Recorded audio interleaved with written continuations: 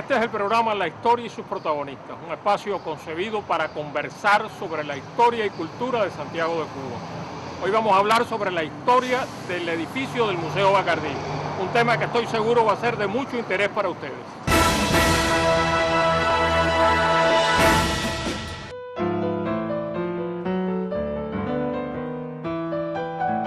El 12 de febrero de 1899, en una vieja casa en la calle de Enramadas, junto al Teatro Oriente, inauguraron Emilio Bacardí y Elvira Cape el primer museo de Santiago de Cuba.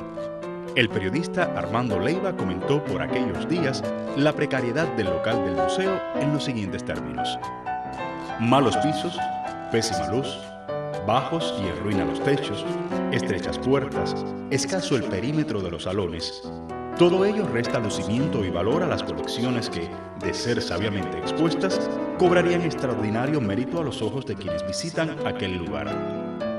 Así nació el museo, pero los santiagueros no descansarían hasta que el mismo tuviera una sede en correspondencia con los tesoros que allí se conservaban. El proyecto del nuevo edificio del museo fue encargado al gran arquitecto Carlos Segrera.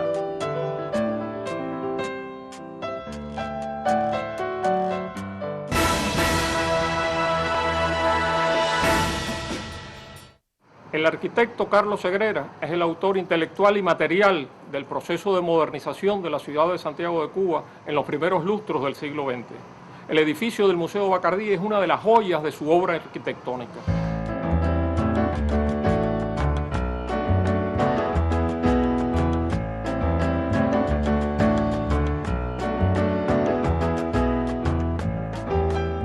El 15 de septiembre de 1922 se realiza la reunión y la conformación de la Comisión Pro Museo. En ella se determina que el museo, es el Museo Municipal de Bellas Artes de la ciudad de Santiago de Cuba, llevara el nombre del ilustre santiaguero Emilio Bacardí. El 20 de octubre de ese mismo año fue colocada la primera piedra y a partir de ahí se iniciaron las acciones constructivas que concluyeron 5 años después.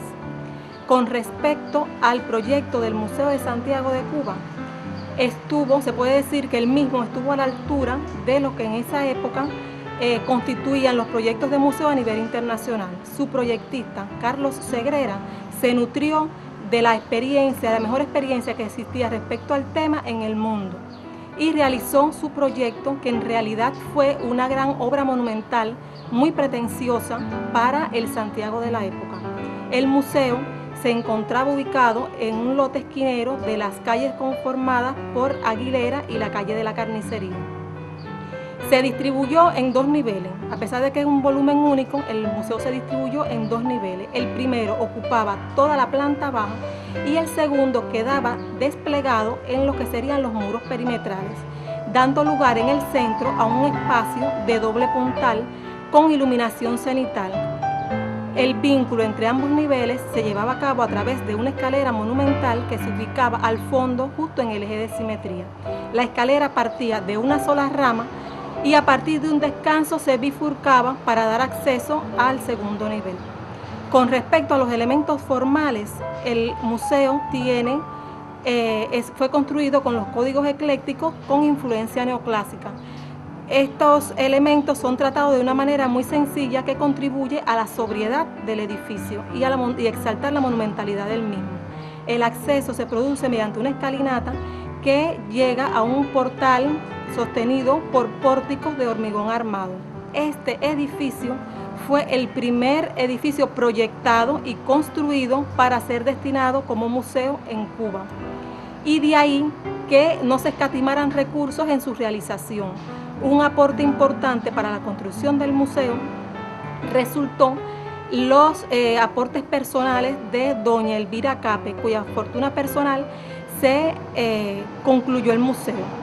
Un elemento interesante durante la construcción fue que en el proyecto original trazado por Segrera no se reflejaba la adaptación a la topografía, pues recordemos que el cuartel de artillería se encontraba un nivel más alto respecto a la calle que se delineó en el año 1914.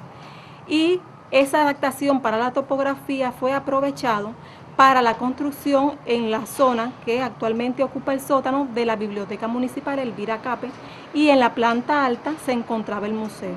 Otro elemento curioso de la construcción del museo fue que inicialmente se ejecutó el pórtico que daba el acceso principal a la monumental edificación y luego se ejecutó la parte posterior. En su ejecución no se escatimaron recursos y se contó con los mejores materiales disponibles en la época. Ellos fueron la mampostería de primera clase, el hormigón armado, la estructura metálica y las tejas que poseía la cercha, porque poseía el monitor, fueron traídas expresamente desde Chicago en los Estados Unidos. Ciertamente el Museo de Santiago de Cuba cumplió con las expectativas tanto de sus patrocinadores, promotores, como de los santiagueros en sentido general, porque realmente fue una edificación que marcó una época dentro de la arquitectura de Santiago de Cuba y dentro de la región oriental. En el museo se han llevado a cabo dos intervenciones de envergadura. La primera fue ejecutada entre 1963 y 1968, donde con menos conocimiento de la arquitectura ecléctica, que realmente ha sido muy subvalorada aún hoy, y con falta de perspectiva, se introdujo algunas modificaciones necesarias en el museo, pero que sin quererlo dañaron la integridad de la decoración interior del museo.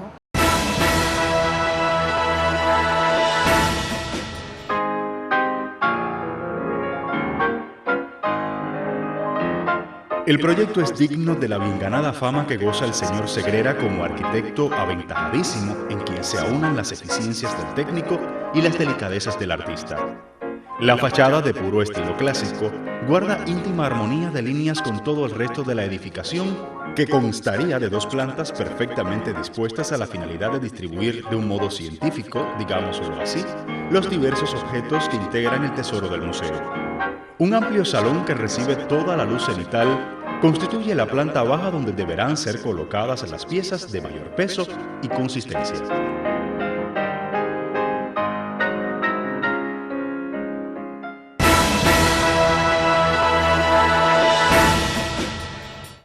Si intentáramos definir el Museo Bacardí, podríamos decir que es como una gran aula en la cual el visitante recibe una maravillosa lección de historia de Cuba.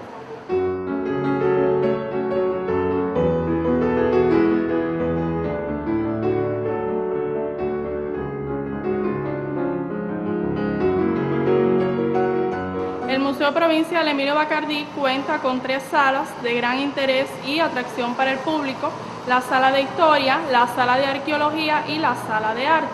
La Sala de Historia, por ejemplo, refleja la temática de la historia de Santiago de Cuba desde las comunidades aborígenes. Continuamos con la conquista y colonización de Cuba, la fundación de Santiago de Cuba como villa, el periodo de la esclavitud y lo que significó para nuestros pobladores.